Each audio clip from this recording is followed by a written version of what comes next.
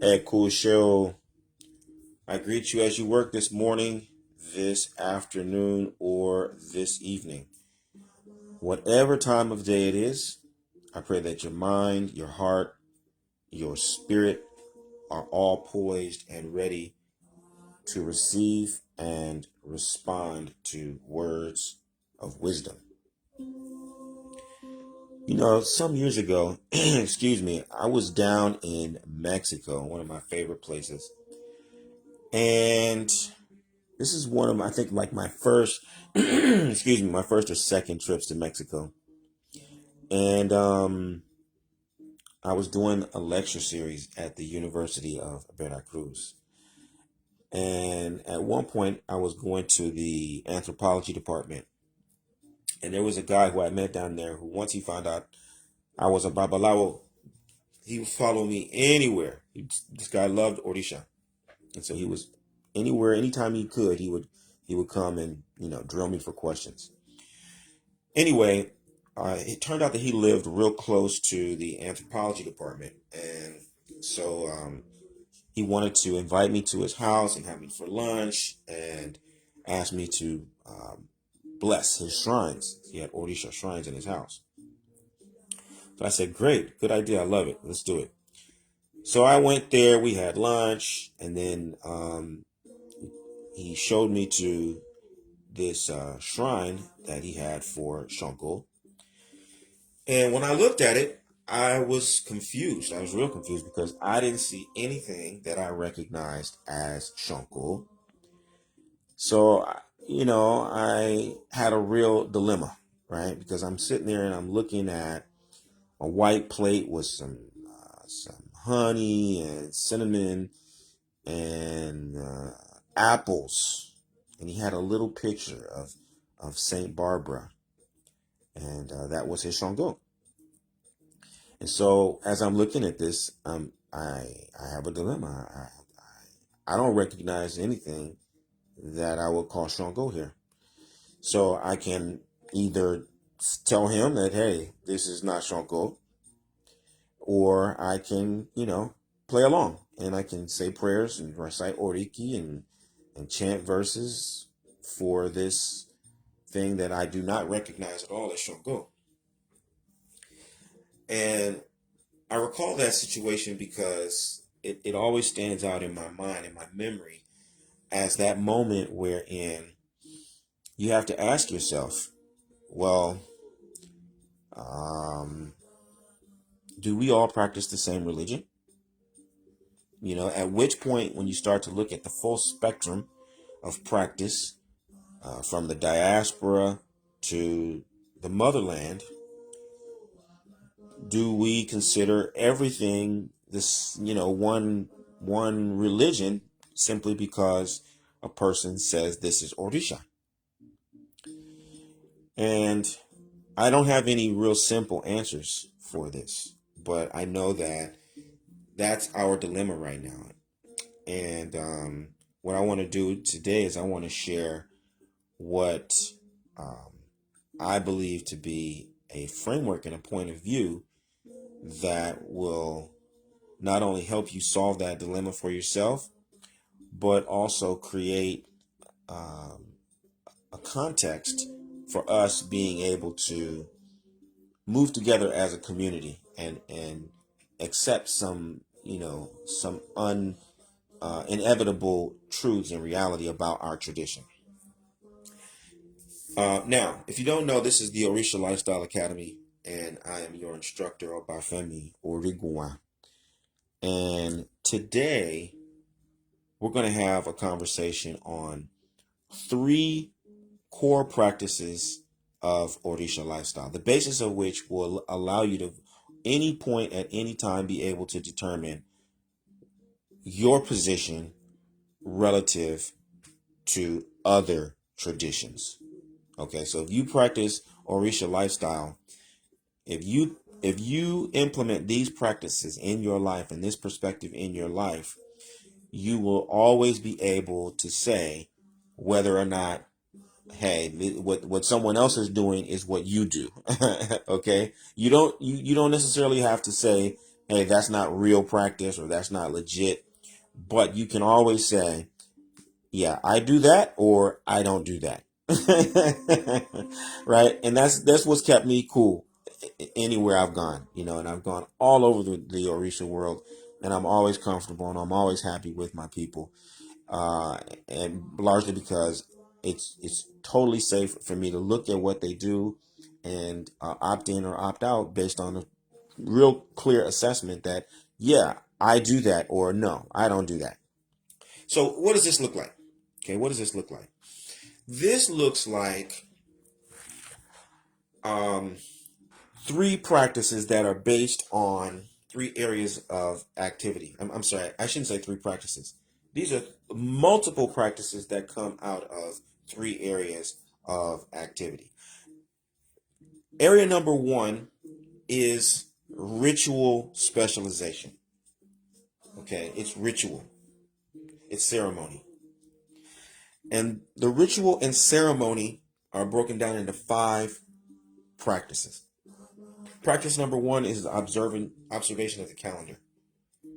Okay, we have a worship calendar that Ifa has, given to us. There's a 4-day calendar, there's a 7-day calendar. Whichever of the two you opt into is fine, but it is essential to ritual performance. Second is Ijuba. Ijuba is paying homage to the progenitors. It is recognizing that everything we do has come to us from the prior generation. It's come to us from our elders. It's come to us from our mentors. And so we pay homage to those who have given so much wisdom unto us. The third practice in ritual specialization is the recitation of Kiki Orisha and Oriki Orisha. This is how you invoke the shrine. This is how you use coded language in Yoruba to call upon the spirit of each of the divinities. Fourth is Iwure. Iwure are prayers. Again, this is a formatted, coded way that you use words in your language, your native language, to be able to direct and channel your consciousness of the deity and create an energetic loop between you and the deity. Prayer is very important. Finally is Itutu, which we can call offerings, right? We're not talking about sacrifice. We're just talking about offerings. And these offerings can be very, vast. There's a range of offerings that we can make according to our knowledge of the Orisha. Okay? So those five practices define ritual specialization. That is the first area of activity that is endemic to Orisha lifestyle. The second area of activity that gives birth to five other practices is out of the sacred text. We study the Odu. We draw our reference from the Holy Odu. Everything we do comes from the sacred text, right? And so the first practice that comes from our study and our observation of the sacred text is the recognition of the signatures. We know that there are 256 Odu Ifa, okay? And those 256 Odu have the code and the source of knowledge and practice for our indigenous belief system. Okay? We understand that, secondly, the Odu has an orientation. It can be positive or it can be negative, and that will filter or color how that Odu is expressing itself. Thirdly, we take into consideration the manifestation of that Odu, or the manifestation of that orientation. If it's positive, if it's a blessing that Ifa is speaking of, what kind of a blessing? If it's adversity that Ifa is speaking of, what kind of adversity? Fourth, we look at the message, right? Because every Odu has its own profile and it has its own message that can be distilled into a few small words. Ifa says this person is facing financial opportunity. This person is poised to meet their compatible spouse. This person is poised to conquer enemies and transcend limitations. Okay. Fifth is the story. There is a story that brings that signature, the orientation, the manifestation, and the message to life. It creates a context through which you can understand the journey of that particular message and how you can see yourself and other people in it. Okay? Those 5 practices make up our study of the Odu. The third area of activity is all about implementation. It's all about action. It's all about lifestyle. It's about the things that you do in your day-to-day life from the time you wake up to the time you go to bed. Okay? That area of activity, the third area of activity, also has 5 practices that belong to it. The first practice is awareness of symbolism. Okay? There are symbols, Ami, that are built into the Odu. And those symbols carry energy. Just like in a dream, when you dream of certain things, the dream symbolism is where the energy manifests. Okay? Secondly, there are observances.